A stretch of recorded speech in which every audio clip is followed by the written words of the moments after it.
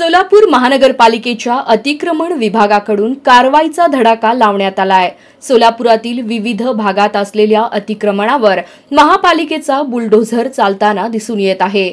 आज देखील धडक कारवाई करण्यात आली आहे। सोलापूरच्या मधला मारुती परिसरात असलेली अतिक्रमणे काढण्यात आली। महानगरपालिकेचे अधिकारी बनसोडे यांच्या नेतृत्वात जोरदार कारवाई करण्यात आली आहे। आपण ही दृश्य राजनीती न्यूज चॅनलच्या माध्यमातून पाहत आहात। सकाळी 11 वाजण्याच्या सुमारास बनसोडे हे आपल्या टीमसह मधला मारुती चौकात दाखल झाले, तेव्हा दुकानदारांचे धाबे दणाणले। बुलडोझरने या परिसरातील अतिक्रमण काढण्यात आली। यावेळी पोलिसांचा मोठा फौजफाटा तैनात करण्यात आला होता।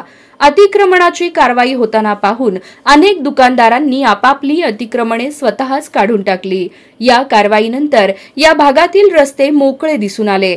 दुकानदारांनी पुन्हा अतिक्रमण करू नये, नाहीतर पुन्हा कारवाई करण्यात येईल असा इशारा बनसोडे यांनी दिलाय।